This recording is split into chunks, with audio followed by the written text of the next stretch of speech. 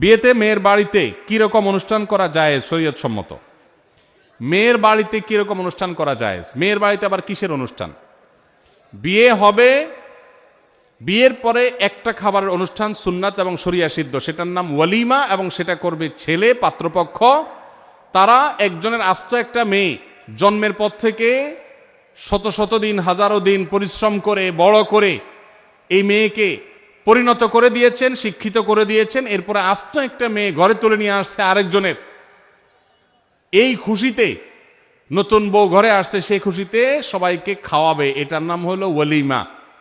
আর মেয়ের বাড়িতে বর পক্ষের লোকজন দলে দলে যে দর কষাকষি করে, না আমাদের 500 লোক হবে, না তাহলে ভাই সাহেব 400 করেন, না হলে থাক আমরা মাঝামাঝি থাকি 450 করি, এই যে দর কষাকষি করে মেয়ের বাড়িতে দলে দলে যে খাওয়া হয়, যেটার নাম আমাদের সমাজে বর যাত্রী দেওয়া হয়েছে, সেটাকে আমি বলি বরযাত্রী। যারা বিয়ে করেন নাই, বাপের বেটা মায়ের বেটা হয়ে থাকলে নিয়ত করেন যে আমার বিয়েতে কোনো বরযাত্রী যাবে না।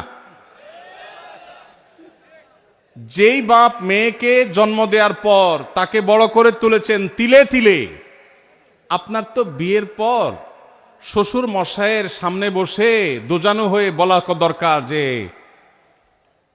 শ্বশুর বাবাজি, আপনার মেয়ে জন্ম থেকে বড় হওয়া বিয়ে দেওয়া পর্যন্ত এর পিছনে কত লক্ষ টাকা খরচ হয়েছে, আনুমানিক একটা ফিগার বলেন।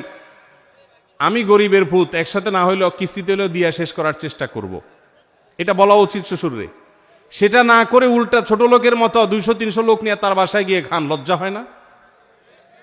বেচারা মেয়ে জন্ম দিয়ে কি ভুল করেছে? একজন মেয়ে বয়সে বিবাহের উপযুক্ত করা পর্যন্ত পড়ালেখা, খাওয়া দাওয়া, ঔষধ, চিকিৎসা, আদর, স্নেহ কত কিছু দিয়ে গড়ে তুলেছে। এরপর আস্ত মেয়েটাকে সারা জীবনের জন্য আপনি নিয়ে যাচ্ছেন, সারা জীবনভর শ্বশুরের এই কৃতজ্ঞতা, শাশুড়ির এই কৃতজ্ঞতার দায় আদায় করে শেষ করতে পারবেন না। সেখানে আবার যৌতুক আশা করেন, সেখানে আবার 200-500 লোক নিয়ে তার বাসায় খেতে যান। এর চাইতে নির্লজ্জতা আরেকটা হতে পারে না। এই জন্য আমি এটাকে বলেছি এটা বরযাত্রী না, এটার নাম বরযাত্রী। এই কুসংস্কার এবং অপসংস্কৃতি আমাদের সমাজ থেকে দূর করতে হবে। ছেলে পক্ষ খাওয়াবে, মেয়ে পক্ষ না। হ্যাঁ, মেয়ের বাবাকে আল্লাহ অঢেল দিয়েছেন, তিনি খুশি হয়ে সবাইকে খাওয়াচ্ছেন, ভিন্ন কথা। কিন্তু শর্ত দিয়ে দাবি করে তার কাছ থেকে দর কষাকষি করে আদায় করলে সেটা অবশ্যই জুলুম হবে, এটা পরিহার করতে হবে।